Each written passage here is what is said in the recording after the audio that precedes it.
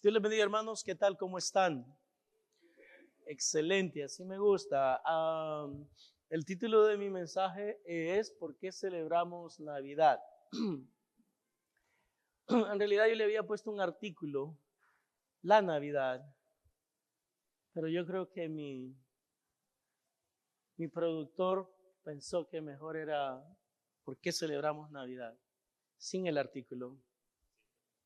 Yo pienso que él está bien, él está en lo correcto. Por eso es que me gusta que me ayude, porque me ayuda a hacer las cosas mejor. ¿Por qué celebramos Navidad? Note que es una pregunta y la única razón por la cual sabemos que es una pregunta es por el qué. ¿Por qué celebramos Navidad? Y está basado en el libro de Isaías, capítulo 9, versículo número 6.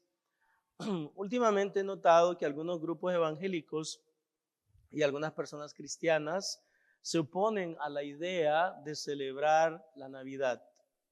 Ellos argumentan que el énfasis bíblico es la muerte y la resurrección de Jesús, no su nacimiento. Y aquí voy a pausar.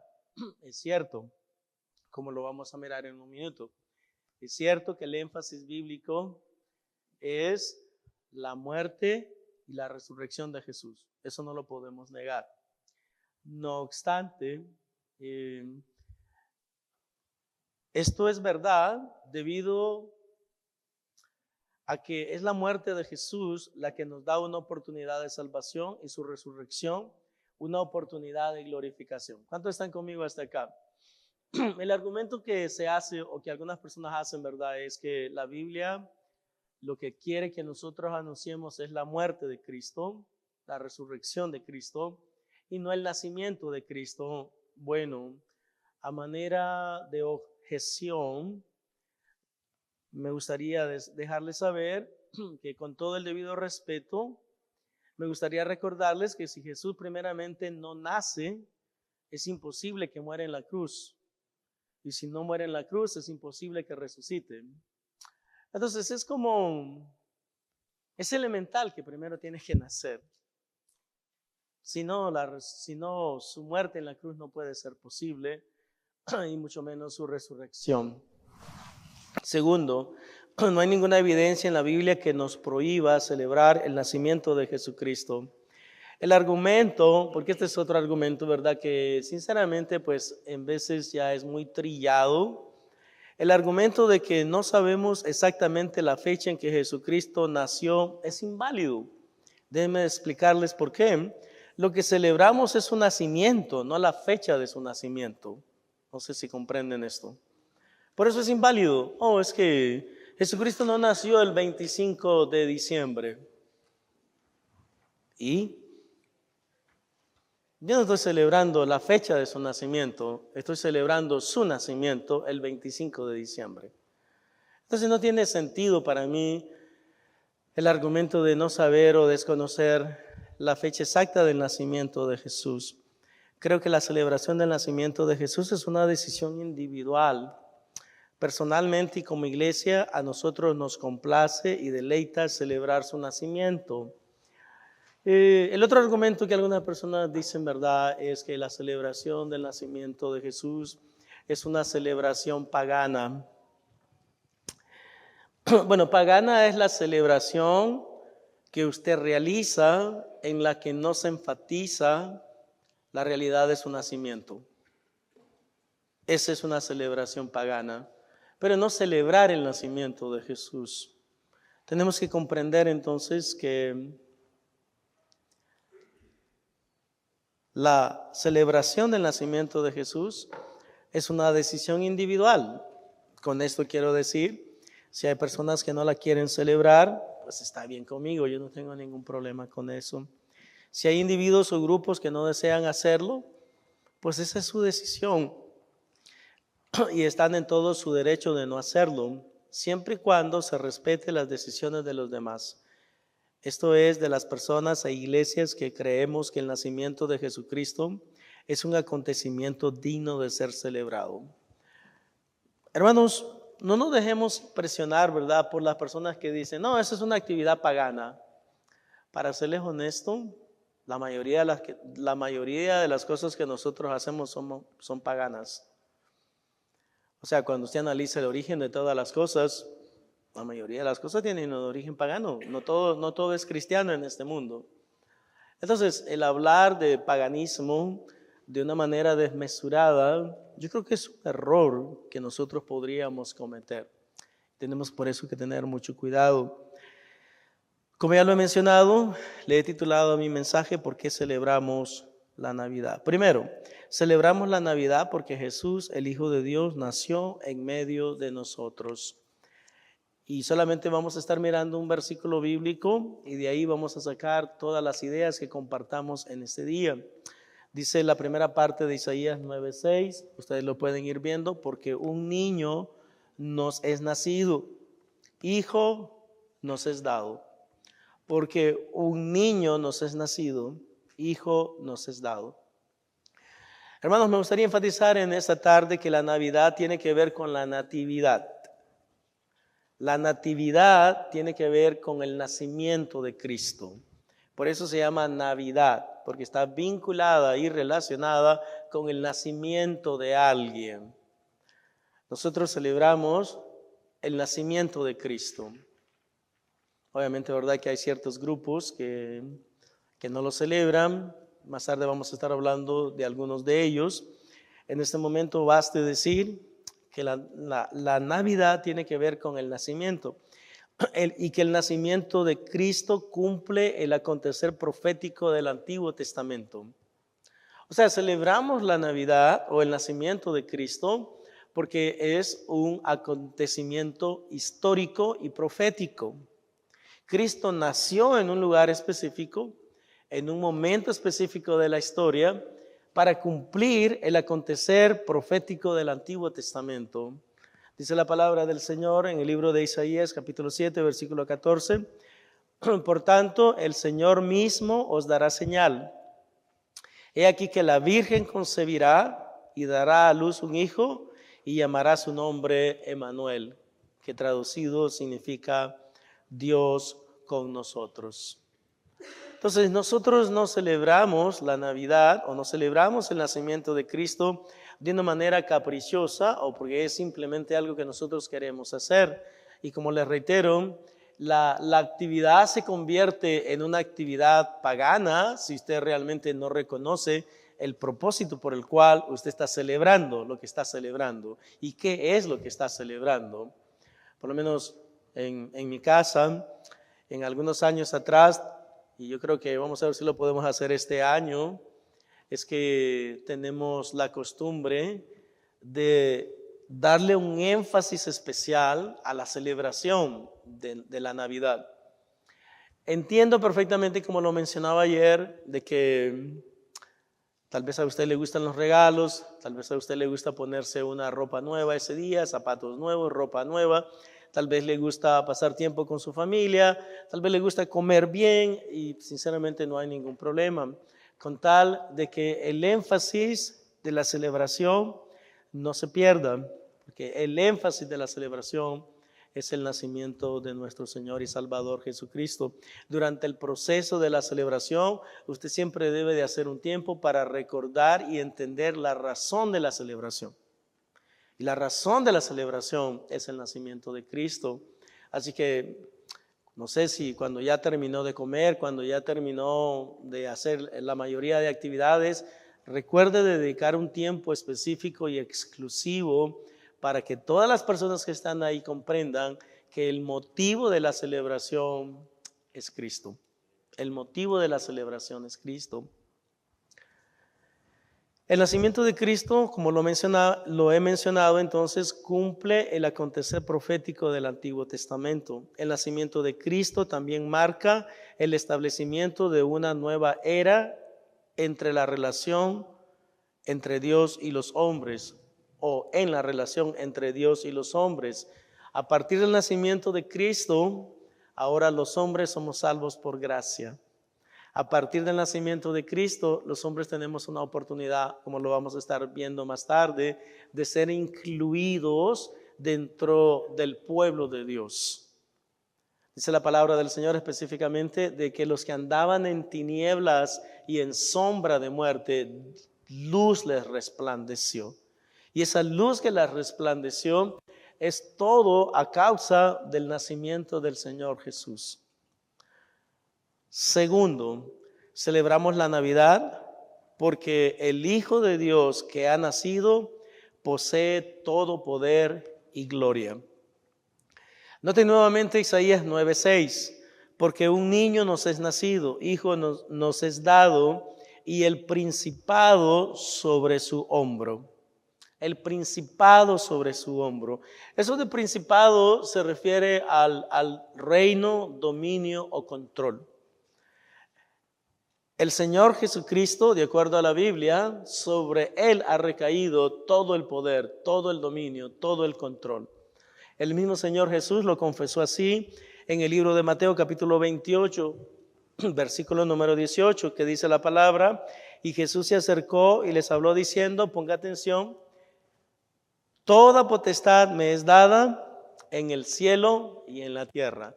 Esa palabra potestad significa autoridad. Todo dominio, todo control me han sido otorgados por mi Padre en el cielo y en la tierra. Entonces Jesús está en control de todo. Jesús es el que tiene el poder de todo. Y por eso celebramos el nacimiento de aquel que tiene todo el poder. El nacimiento de aquel que tiene todo el control. El nacimiento de aquel que ha sido empoderado y facultado por el Padre para cumplir la responsabilidad de tener un reino que no terminará para siempre. Un reino eterno, un reino sempiterno, un reino perpetuo. Un reino de que usted puede confiar en Él. Eso es lo que dice la palabra de Dios, específicamente que el reino de Jesús es eterno. En el libro de Hebreos, capítulo 11, versículo, desde el 11 hasta el 18. Si pues la perfección fuera por el sacerdocio levítico, porque bajo él recibió el pueblo la ley, ¿qué necesidad habría aún de que se levantase otro sacerdote según el orden de Melquisedec, y que no fuese llamado según el orden de Aarón? Porque cambiado el sacerdocio, necesario es que haya también cambio de ley. Y aquel de quien se dice esto es de otra tribu, de la cual nadie sirvió al altar. Porque manifiesto es que nuestro Señor vino de la tribu de Judá, de la cual nada habló Moisés tocante al sacerdocio. Y esto es aún más manifiesto, si a semejanza de Melquisedec se levanta un sacerdote distinto, no constituido conforme a la ley del mandamiento acerca de la descendencia, sino el poder de una vida indestructible. Pues se da testimonio de él, tú eres sacerdote para siempre, según el orden de Melquisedec. Queda pues abrogado el mandamiento anterior a causa de su debilidad e ineficacia. Yo sé que los que estaban escuchando esta lectura bíblica se están preguntando, ¿y de qué estaba hablando el pastor? Bueno, déjenme decirles de qué es lo que estaba hablando. Estaba hablando de que el sacerdocio, de acuerdo a Aarón y de acuerdo a lo que se presenta en el Antiguo Testamento, es un sacerdocio que no es permanente, es temporal. Pero el sacerdocio de Jesucristo es para siempre, porque el reino de Cristo es para siempre, porque la gloria de Cristo es para siempre. A diferencia de todas las personas que han servido como sacerdotes, cuando Cristo vino y se presentó como sacerdote, Él vino con el propósito de que su reino se estableciera, pero no temporalmente, sino que se estableciera de manera permanente. Por eso es que nosotros podemos afirmar con toda seguridad de que el reino de Jesús es eterno. Pero no solamente es eterno, también el reino de Jesús es inclusivo. Pongan atención en esto, porque siempre me gusta hacer la diferenciación entre las dos cosas. El reino de Jesús es inclusivo. ¿Por qué es inclusivo? Porque de acuerdo a la palabra de Dios, Dios va a llamar a todas aquellas personas que Dios desea salvar. Y todas aquellas personas que representan los diferentes grupos étnicos, algunos de ellos van a ser salvos. Porque la realidad bíblica es que no todas las personas van a ser salvas, pero lo que sabemos con seguridad es que de todos los grupos Dios va a llamar a algunos para que sean salvos. Note lo que dice Efesios capítulo 2, versículo del 11 al 13. Ya lo tienen ahí, excelente. Por tanto, acordaos que en otro tiempo vosotros los gentiles, todos sabemos lo que son los gentiles, ¿verdad? Vosotros los gentiles, en cuanto a la carne, eras llamados sin circuncisión por la llamada circuncisión hecha con mano en la carne. Noten cuál era nuestra condición, no obstante, en aquel tiempo estabais sin Cristo, alejados de la ciudadanía de Israel y ajenos a los pactos de la promesa, sin esperanza y sin Dios en el mundo. Versículo 13. Pero ahora en Cristo Jesús, vosotros que en otro tiempo estabais lejos, habéis sido hechos cercanos por la sangre de Cristo. Por eso es que el reino de Jesús es inclusivo, porque a través de la sangre de Cristo, Él nos ha dado la oportunidad a los gentiles, a los cubanos, a los nicaragüenses, a los hondureños, a los mexicanos, a los salvadoreños, a los chihuahuenses, a los chihuahuenses,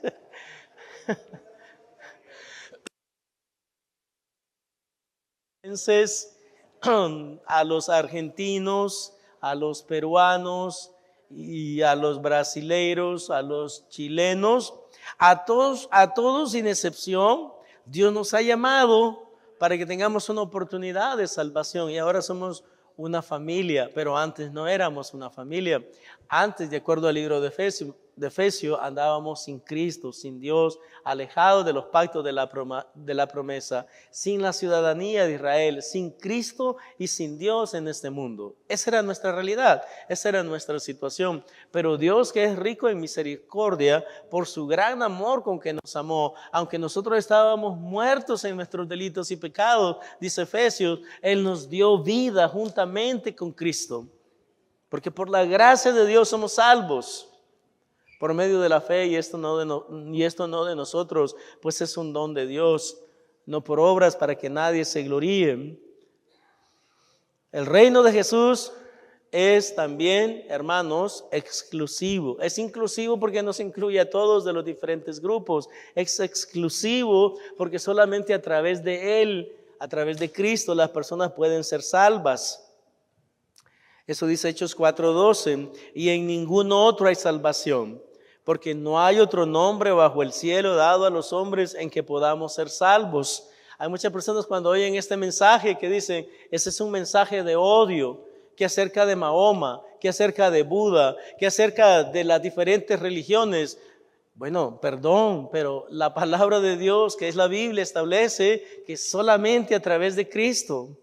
No puedes ser salvo por creer en Mahoma. No puedes ser salvo por creer en Buda. No puedes ser salvo por creer en Krishna. No, la única persona que te ofrece salvación y vida eterna es Cristo. Y usted puede decir lo que usted quiera, pero déjeme decirle de que eso no cambia la realidad bíblica. Y la realidad bíblica es muy clara. Hechos capítulo 4, versículo número 12, y en ningún otro hay salvación, porque no hay otro nombre bajo el cielo dado a los hombres en que podamos ser salvos. Solamente Cristo. Nadie más salva. Por eso el evangelio es exclusivo. Tercero y último, celebramos la Navidad por las virtudes del Hijo de Dios que ha nacido. Celebramos la Navidad por las virtudes del Hijo de Dios que ha nacido. Note lo que dice la palabra del Señor nuevamente en el libro de Isaías, capítulo número 9, versículo número 6. Porque un niño nos es nacido, hijo nos es dado, y el principado sobre su hombro. Y aquí viene, y se llamará su nombre, admirable, consejero, Dios fuerte, Padre eterno, príncipe de paz. Vamos a analizar en este momento cada uno de ellos, para que entendamos por qué es que nosotros celebramos el nacimiento de Jesús. Porque la misma palabra que anuncia el nacimiento de Cristo nos habla acerca de las virtudes en el nombre y en las virtudes que nosotros debemos reflexionar y analizar para comprender el motivo de la celebración. Dice la Biblia que Jesús es admirable y consejero. Admirable y consejero. Admirable siempre se entiende como algo que te causa gran sorpresa. Algo que te causa asombro basado en la grandeza del individuo. Algo que es admirable es algo que tú te quedas anonadado, completamente sorprendido de entender. Y amados hermanos, déjenme decirles de que sí es motivo para que nosotros nos sorprendamos, porque el Hijo de Dios, yo no sé verdad cuándo en el cielo hubo esa conversación, pero obviamente que tuvo que haber existido esa conversación. Estaba el Padre, estaba el Hijo y estaba el Espíritu Santo. Y estaban teniendo la conversación con relación a la manera en que iban a salvar a este mundo. Iban a salvar a las personas que crean en el testimonio de Cristo, en el testimonio del Padre. Y en esa conversación había un intercambio entre, ¿cómo es que lo vamos a hacer? Bueno, como lo vamos a hacer, dijo el Padre, es que tú vas a ir a la tierra y vas a nacer ahí. Estás bromeando. No estoy bromeando. En realidad vas a ir a nacer a la tierra. ¿Cómo que voy a nacer? Si vas a nacer, el Espíritu Santo se va a asegurar de que tú nazcas de una mujer que nunca ha tenido marido. Y el Hijo de Dios se va a encarnar en esa mujer. Y así es como nosotros vamos a comenzar el proceso de la redención del mundo. Por medio de que tú te conviertas en un niño primero, crezcas en ese vientre de María la Virgen, te desarrolles, eventualmente te conviertas en un hombre y que a tus 30 años comiences tu ministerio de salvación para todas las personas que creen en tu nombre. Sinceramente es algo admirable, es algo sorprendente, es algo que nunca jamás se había concebido, que el Hijo mismo de Dios viniera a este mundo y se convirtiera en un niño, que se convirtiera en un joven, que se convirtiera en un adulto y que posteriormente ese mismo niño que es hombre estuviera dispuesto a ir a morir en la cruz del Calvario por nuestros pecados. Es algo admirable, es algo sorprendente.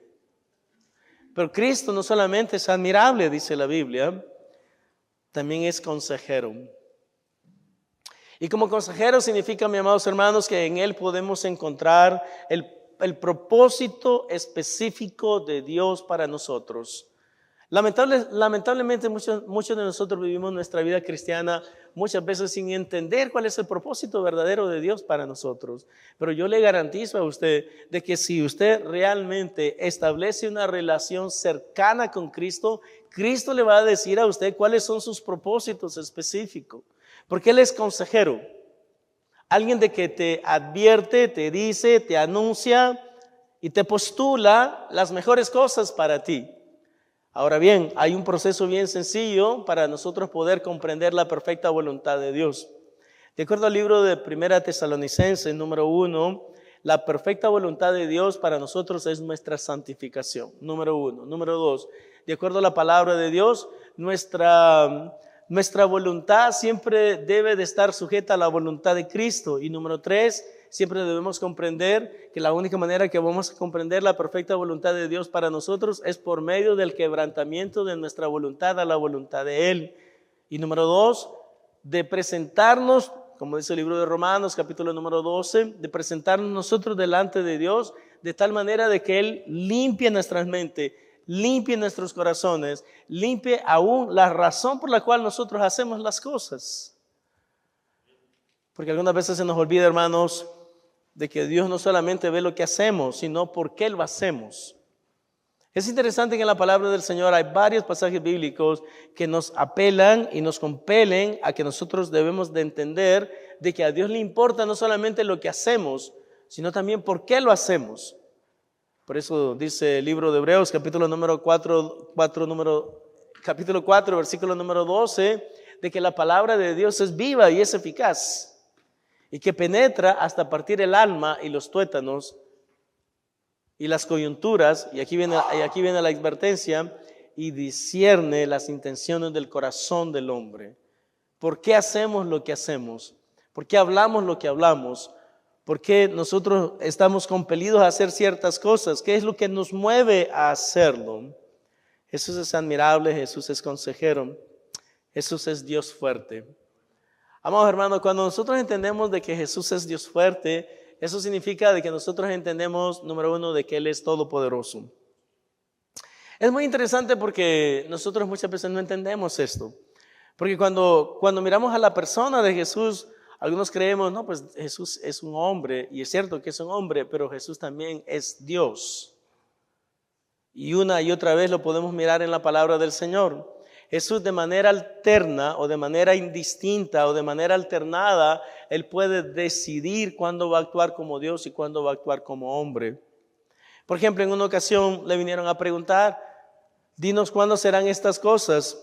Jesús le respondió, dice la Biblia, le dijo, eso solamente está en la mente de mi Padre. Pero es interesante, con esa expresión lo que Jesucristo está diciendo, realmente, simplemente no es de mi interés dejarles saber a ustedes esa respuesta en este momento. Eso es todo lo que está diciendo. ¿Cómo lo sabemos? Bueno, lo sabemos porque Él entiende perfectamente de que Él y el Padre son uno. La palabra del Señor también nos dice de que en una ocasión, en el libro de San Juan, capítulo 14, le dijeron a Jesús, muéstranos el Padre y nos basta. ¿Y cuál fue la respuesta de Jesús?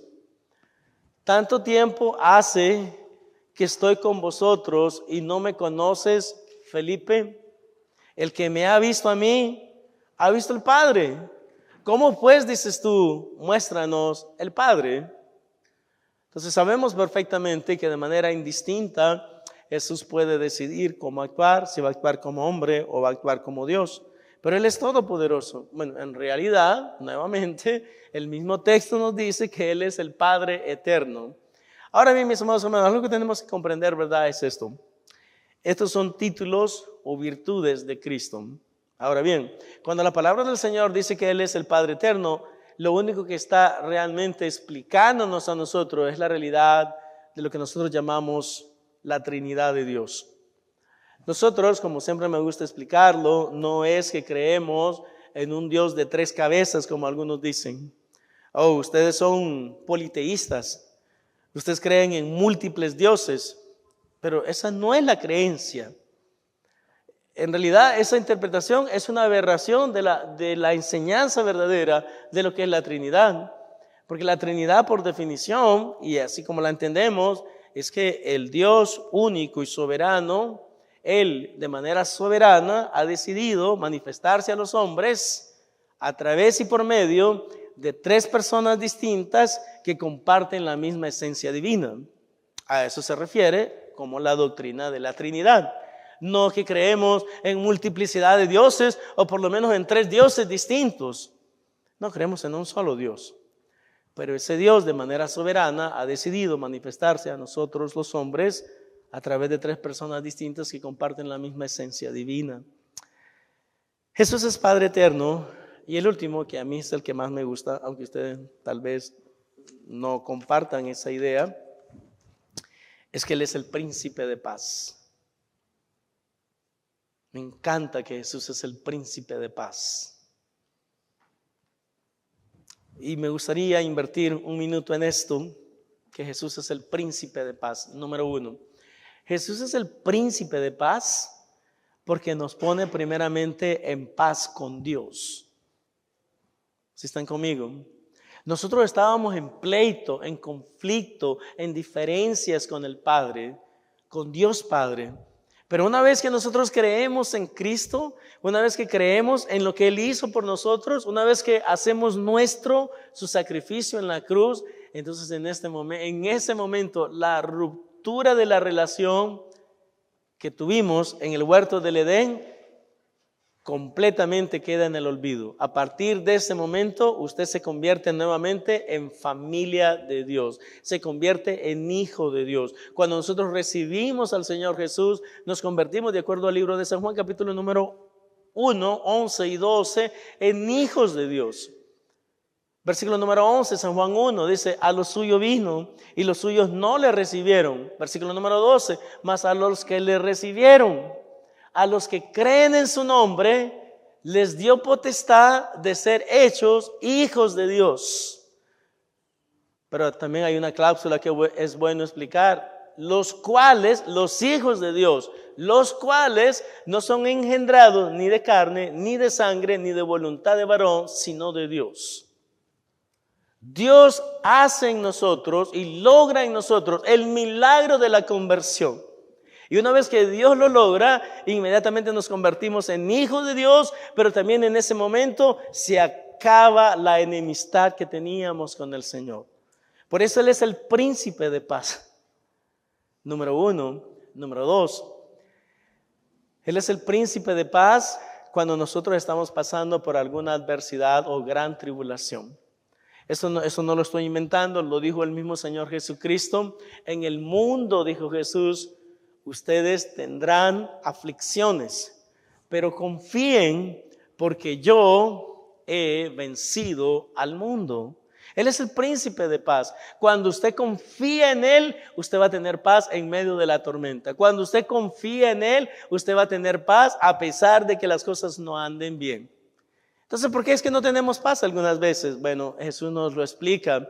Jesús dice en la palabra del Señor, libro de Mateo, si no mal recuerdo, llevad mi yugo sobre ustedes. ¿Se acuerdan? Lleven mi yugo sobre ustedes, porque mi yugo es fácil y mi carga es ligera. Y siempre me gusta explicarlo porque algunas personas nunca lo entienden. ¿Y qué es eso de qué es lo que significa que llevemos el yugo de Cristo?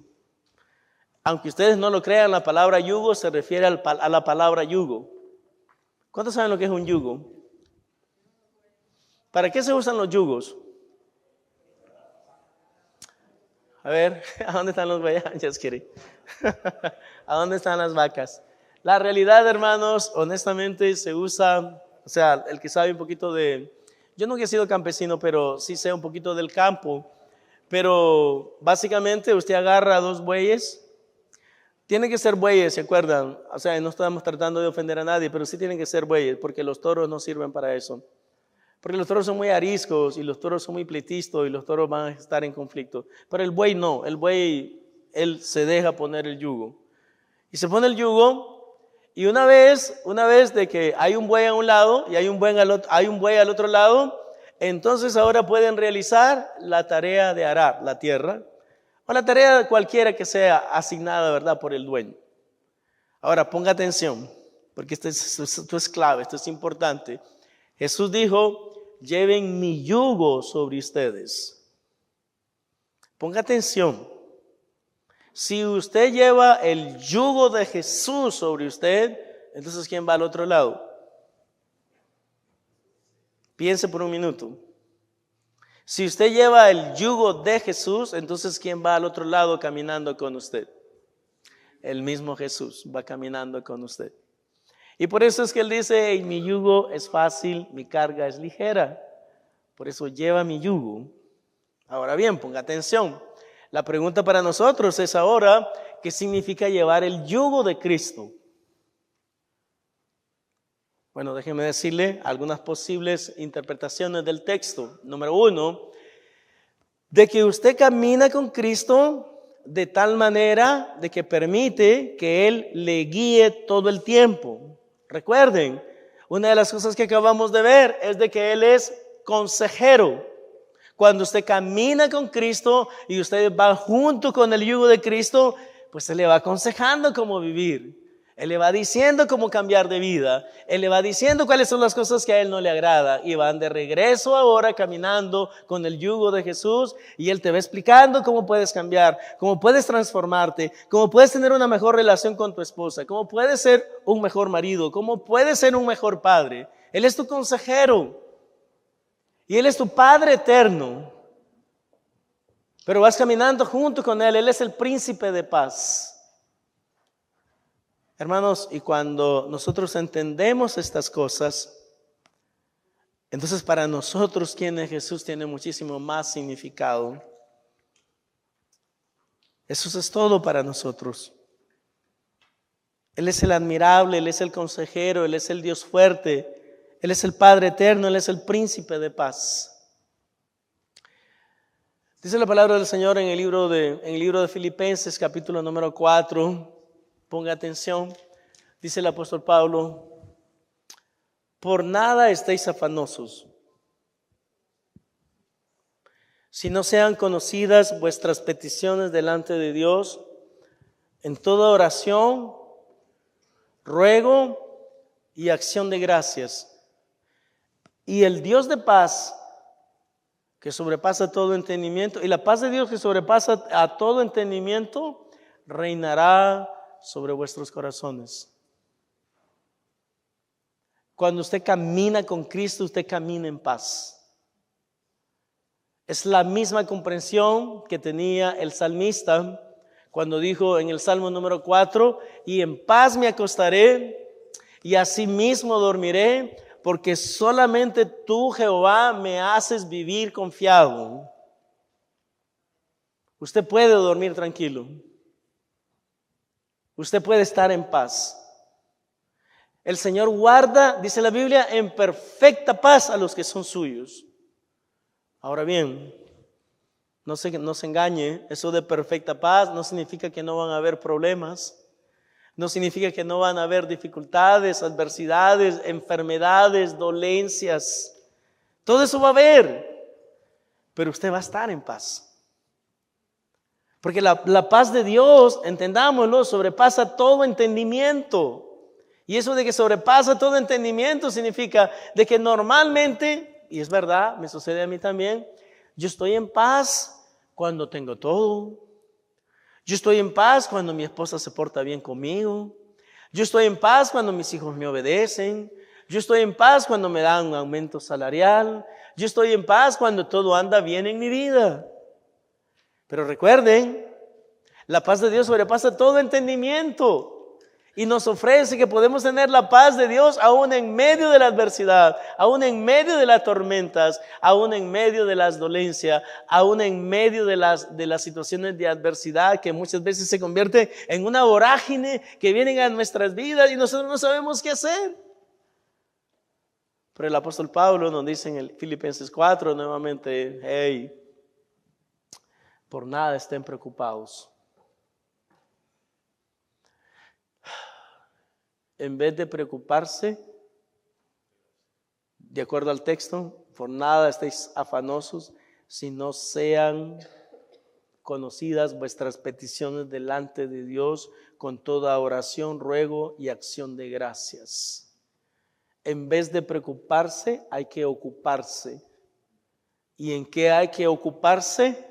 Ocuparse en la oración, ocuparse en doblar rodilla, ocuparse en buscar el rostro de Dios, ocuparse en que Dios te diga qué es lo que está pasando, cómo puedes solventarlo, cómo puedes solucionarlo, a dónde está la salida, cuál es el enfoque que debes de tener, qué es lo que Dios quiere que aprendas, a dónde Dios te quiere llevar con esta situación. Y cuando es así, hermano, usted va a tener paz, yo se lo garantizo. Porque Dios no miente, Dios no es ningún mentiroso. La palabra del Señor nos promete que la paz de Dios va a estar con nosotros. La evidencia bíblica demuestra que el argumento en contra de no celebrar la Navidad o el nacimiento de Jesucristo es insostenible. No hay ninguna enseñanza en la Biblia que nos prohíba hacerlo. ¿Saben cuándo yo voy a dejar de celebrar la Navidad? Cuando alguien me diga, aquí dice que no debes de celebrar la Navidad. Cuando alguien me lo muestre en la Biblia, entonces yo voy a dejar de celebrar. Pero como ya leí la Biblia varias veces y no hay ninguna evidencia que me diga que yo no debo celebrar el nacimiento de Jesús, pues lo voy a seguir celebrando. Además, el nacimiento de Jesucristo es uno de los acontecimientos más trascendentales en la historia de la humanidad. Marca el inicio del periodo de la gracia y de la misericordia que Dios muestra hacia los hombres. El nacimiento de Jesucristo también marca el momento histórico en que los hombres nuevamente pueden restablecer su relación con el Señor. Pero no solamente esto, también pueden ser perdonados de todos sus pecados, pertenecer a la familia de Dios y tener seguridad eterna de salvación para vivir eternamente en el cielo. Siempre debemos recordar Y esto es algo, ¿verdad?, de que las personas que dicen que no hay que celebrar la Navidad deben de pensar un poco más. Siempre debemos recordar que el niño que nace en Belén es el mismo que se convertirá en un hombre, que iría a morir en la cruz por nuestros pecados, que estuvo en la tumba por 3 días, que resucitó de entre los muertos, que ascendió a los cielos y que descenderá con poder y gran gloria para juzgar a los vivos y a los muertos. Es una realidad que si Jesús primeramente no nace, ninguna del resto de las cosas antes mencionadas puede ser verdad. Yo no sé por qué no lo entienden. Si no hay nacimiento, no hay crucifixión. Si no hay crucifixión, no hay resurrección. Si no hay resurrección, no hay glorificación. Si no hay glorificación, no hay segunda venida, pero todo comienza con el nacimiento. Porque si no lo creemos, entonces todavía estamos viviendo como muchos de los israelitas. También, como ya lo hemos mencionado, no existe la más mínima evidencia bíblica que nos compela a creer que los cristianos no debemos celebrar el nacimiento del Mesías. Considero que la idea de no celebrar el nacimiento de Jesús responde a una comprensión individual de la enseñanza bíblica, o también podría responder a los intereses de ciertos individuos o organizaciones que no desean en ninguna manera exaltar el glorioso nombre de nuestro Señor y Salvador Jesucristo, como es el caso con los testigos de Jehová y en algunas ocasiones con los mormones, pero más con los testigos de Jehová. Cristo es glorioso desde su nacimiento, toda su vida fue gloriosa, su muerte en la cruz fue vicaria, su resurrección llena de esperanza para nosotros, su glorificación gloriosa y su segunda venida esperada, gratificante y a la vez un símbolo de juicio y condenación para los que no han creído. Por eso celebramos Navidad. Y lo debemos hacer con todo orgullo, porque Cristo ha nacido y ese es motivo de gran gozo. ¿Se acuerdan? Eso está en la Biblia. He aquí que os doy a ustedes noticias de gran gozo, que os ha nacido hoy en la ciudad de Belén un Salvador, que es Cristo el Señor. Noticia de gran gozo. Y si es una noticia de gran gozo, yo creo que hay que celebrarla. Vamos a orar. Nuestro buen Padre Celestial, gracias, Señor, por venir a esta tierra y nacer en Belén de Judea, como lo había establecido el Antiguo Testamento. Te damos muchas gracias porque, Señor, por medio de esa promesa tuya, basada en el libro de Isaías, de que la Virgen iba a concebir un hijo, de que el mismo Padre nos iba a dar señal, es una señal, de que la Virgen iba a quedar embarazada, de que Jesús iba a venir a este mundo a nacer en el vientre de una virgen, que eventualmente iría a morir en la cruz, a pagar el precio de nuestros pecados, que Él se presentaría como un cordero inmaculado para pagar el precio que nosotros teníamos que pagar y a través de ese precio darnos la oportunidad de ser comprados, redimidos por su preciosa sangre. Te damos gracias, Señor, por ese sacrificio. Te damos a ti la gloria y la honra en el nombre de Jesús. Amén.